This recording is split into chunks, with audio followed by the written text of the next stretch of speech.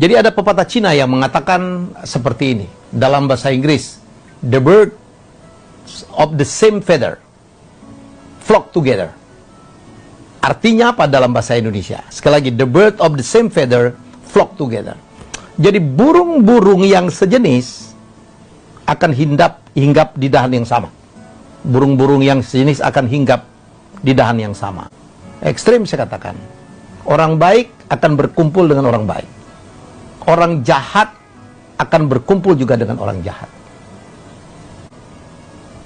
Ya, sebelum saya menyampaikan sesuatu, saya ingin mengatakan kepada Anda, orang sukses akan berkumpul dengan orang sukses, percayalah. Orang yang loser, pecundang, akan berkumpul dengan orang pecundang juga. Anda kalau mau sukses, masuklah ke kelompok orang-orang sukses. Orang-orang yang pikirannya positif. Jangan yang sebaliknya. Allahumma arham ummi kama rahimatni saghira. Allahumma as'id ummi kama as'adatni kabira. اللهم تقبل من أمي أعمالها صغيرها وكبيرها اللهم اجعل أمي من الذين لا خوف عليهم ولا هم يحزنون وأكرمنا بالفردوس الأعلى من الجنة يا كريم.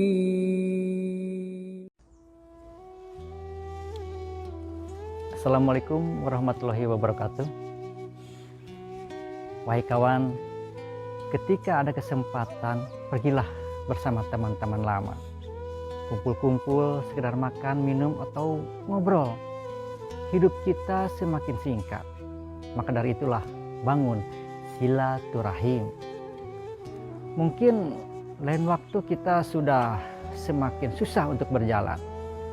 Menghabiskan sebagian waktu dengan teman atau sahabat akan membuat hidup lebih sehat secara mental dan fisik. Umur itu seperti es batu, dipakai atau tidak dipakai akan tetap mencair dan berakhir. Jadi bertemanlah dengan apa adanya, bukan karena ada apanya. Bertemanlah dengan hati yang baik dan tulus. Ketika kamu baik dan tulus, percayalah, Allah akan selalu bersamamu. Ayo bersahabat terus. Kita jaga silaturahim yang telah dibina, sampai Allah Subhanahu wa Ta'ala memanggil kita pulang ke hadiratnya. Dan insya Allah kita dapat berkumpul kembali di surganya. Amin.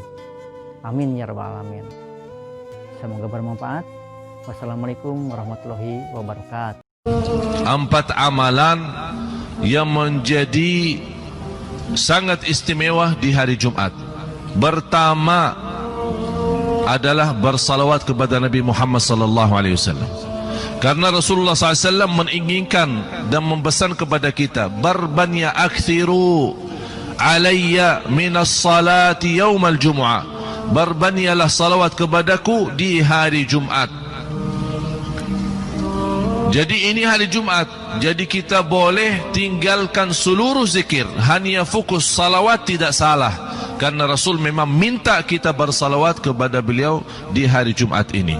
Jadi saya mohon sepanjang hari di dalam perjalanan di mana kita berada, tolong bawa salawat kepada Nabi Muhammad SAW.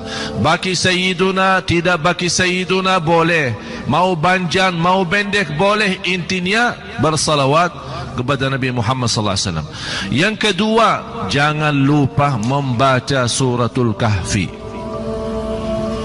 Al-Kahfi, suratul Kahfi 110 ayat. Kalau kita merasa sekaligus, apalagi yang belum biasa merasa keberatan, panjang juga ya. Tapi begini saja, boleh dibagi. Maksudnya dibagi apa? Misal habis kita punya acara ini ya, sebelum pulang baca 1 halaman. Nanti sebelum Jumat baca 2 halaman. Selepas Jumat baca 2 halaman. Begitu salat selesai asar, selesaikan sisa suratul Kahfi. Sudah selesai. Jadi suratul Kahfi tidak harus menutupi sekaligus, bisa dibagi.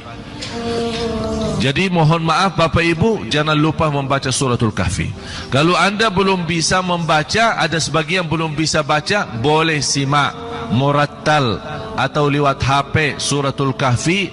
Orang yang menyimak Al-Quran sama pahalanya dengan yang membaca Al-Quran. Al-qari'u wal mustami'u ajruhuma sawa.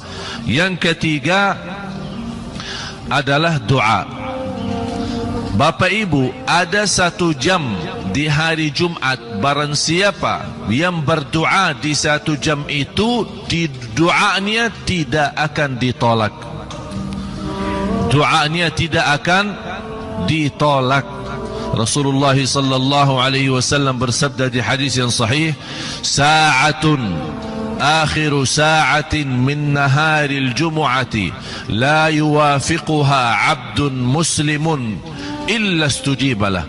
Ada 1 jam dalam hari Jumat itu, barang siapa yang dapat berdoa di 1 jam itu akan mendapatkan diijabah doanya, tidak ditolak Allah SWT doanya.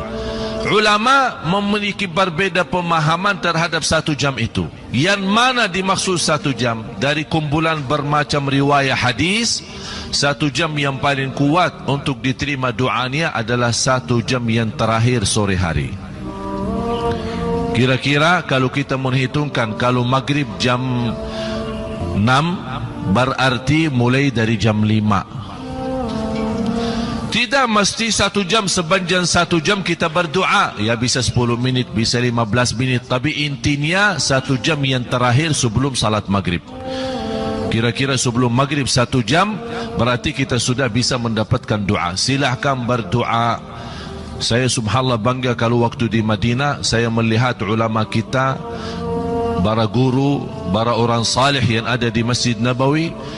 Begitu mereka kalau lagi belajar ilmu atau lagi berbicara agama, begitu sudah tinggal tersisa 1 jam sebelum maghrib, semua tinggalin kerjaan, tinggalin ilmunya, tinggalin bukunya, tinggalin majlisnya. Kenapa? Masing-masing sibuk berdoa. Oleh kerana itu istimewa, jangan sampai tertinggal. Yang terakhir, yang keempat adalah bersedekah di subuh hari. 2 malaikat berdoa. 1 mendoakan baik bagi orang yang berinfak di subuh hari. Ya Allah, lipatkan ganda, gantikan yang dia sedekahin perlipat ganda. Yang kedua adalah malaikat mendoakan orang-orang yang kikir di subuh hari, yang pelit di subuh hari, tidak mau bersedekah di subuh hari. Dia berdoa, ya Allah jangan berkahi hartanya. Na'udzubillah.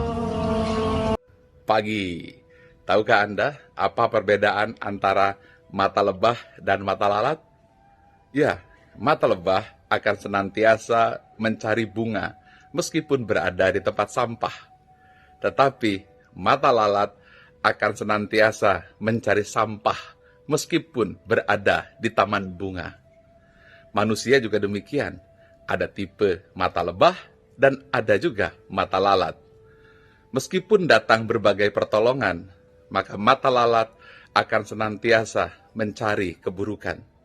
Namun, mata lebah pasti dia menemukan kebaikan. Oleh karena itu, tidak akan berubah nasib kita sebelum kita mengubah cara pandang kita. Meskipun 1 juta pertolongan diberikan, kalau kita bermata lalat, maka yang dicari hanyalah keburukan. Hanya yang bermata lebah yang mampu menemukan segala kebaikan.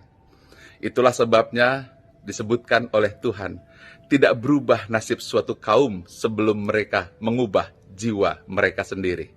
Sekarang tanyakan kepada diri Anda sendiri, kita termasuk mata lebah atau mata lalat?